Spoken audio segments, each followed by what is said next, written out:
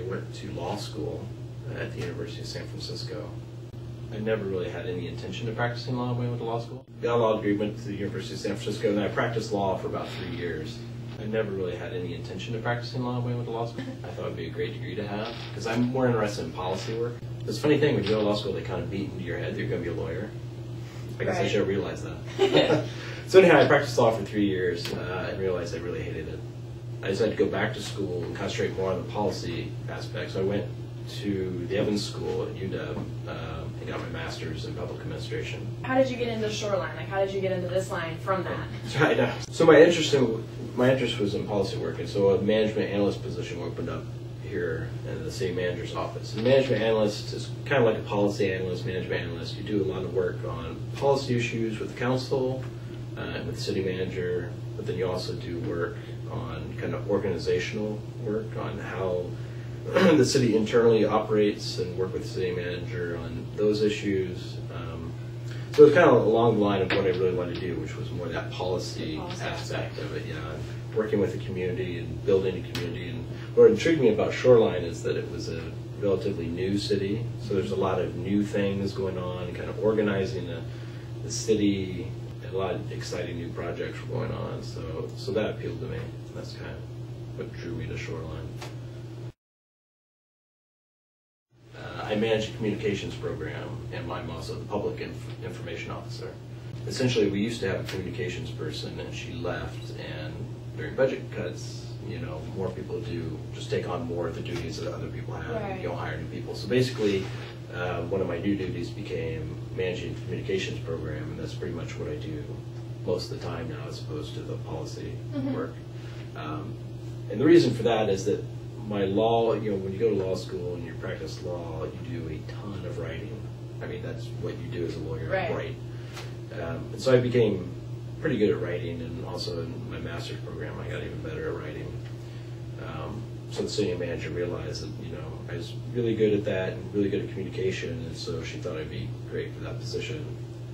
And so that's how I ended up as managing the communications program and being the PIO.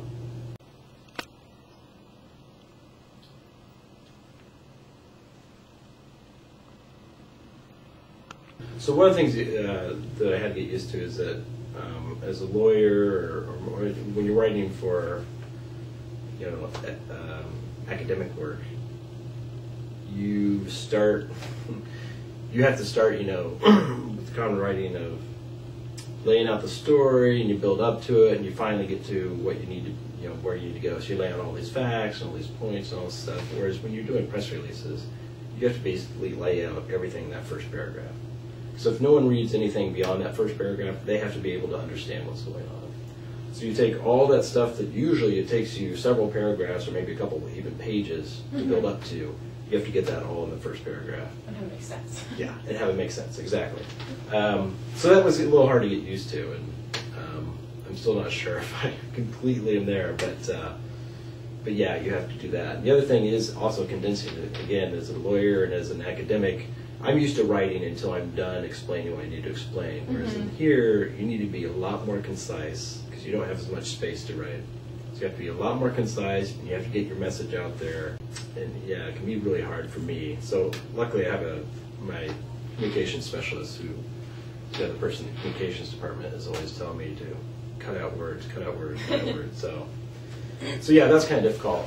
But then as far as understanding the story that you need to tell, so I mean, you're essentially telling a story, and what is that story? It's a story that you want the community to understand of what you're trying to say. Because a lot of people disagree with what you're doing, Right.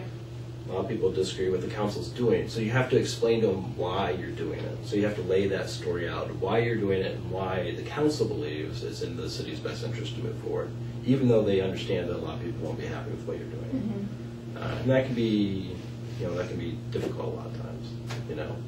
Some issues are a lot easier because a lot of issues are pretty black and white, and it makes sense. I mean, most people can see it. But other issues, I mean, there really is legitimate 50-50 split, and it's really hard to, if the council's on that 52% who want it one way, it's going to be kind of hard to convince the other 48% as to why you're doing it. So you have to appreciate their views and make sure that their views are acknowledged in whatever you're writing. at the same time pushing the view of the city or the city council. So like as an attorney, you're also, all your writing is to convince the judge of your position. Mm-hmm. So you're basically, for lack of a better word, trying to destroy the other side, discredit the other side. Whereas for city writing, you don't want to do that. You don't want to discredit half of your population. No, exactly. So you have to acknowledge the value of what they're bringing. So yeah, for that, it's also a little different, which I actually enjoy that writing a lot better than being a lawyer where you have to basically destroy the other side. Destroy the other side. Yeah. Okay. And then how do you deal with like false statements or accusations from outside parties? So if there's conflict, like do you manage that as the communications manager? Yeah, and it usually depends on where it is. If we see it like on a blog or stuff, we have to decide, are we going to respond to this or are we not going to respond to it? Is it worth it or not? Yeah. Usually if it's on a blog, someone else's blog, we won't respond. And we'll send out a new press release that kind of addresses what they're trying to say without directly addressing it. Usually if we see something, we'll go to the city manager and we'll sit down and talk, either with city manager or assistant city manager and whoever in the city is involved in the issue, and kind of figure out what is our response going to be, or do we even need to do a response.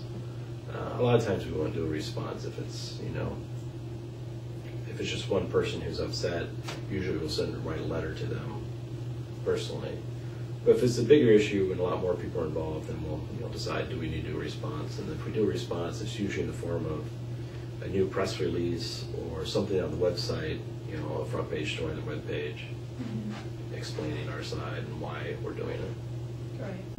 I enjoy the policy writing just because I'm very analytical, and usually in policy papers you have to be very analytical, explaining why it makes sense, get all the facts and all that stuff. So I enjoy doing that, but I don't know, recently, since I've had more experience doing this communication work, I love kind of that writing where you're making an argument. So like the mailers, you're making an argument and trying to convince people why we believe it's in their best interest to do something. So basically you're telling a story. So I love that storytelling. But with facts. But with facts, exactly. With facts and to back it up. So kind of my new thing is I'm trying to write some screenplays. Do you mind telling me a little bit about that? Or it's still like really in words? No, I'm writing, so we adopted our son. I have a partner, so it's kind of basically our adoption story. Just aren't a whole lot of, haven't seen a lot of good stories about a good, positive adoption story, so. Well, very cool. Do you believe that your law degree helped you get the position you currently hold or have held in the past? Yeah, it's definitely helped, I think. So my original position I applied for was management analyst, which does a lot of policy work, which also ties into a lot of legal work, reading code. So yeah, it definitely helped in getting this position. Yeah. If you could go back and earn a different one, would you? If so, any in particular? A different degree? Yeah. Well, I did. So I got my law degree, and then I went back and got my master's in public administration, which is what I should have done from the beginning. But I didn't. If I did have to go back and get another degree, as undergrad, my undergrad degree was political science and history. I probably would have done something different, probably more public administration as an undergrad. How important do you believe it is to have a specialized degree that is specific to your planned career path? It depends. For what I do, probably not as much. You learn a lot of what I do on the job, and there's a lot of different degrees that can help you out and get you to where you want to be for this job. Other jobs, clearly you need a specialized degree, and it helps. So yeah. It just depends on what it is. For any college students that are going for a communications degree, what can you recommend to them?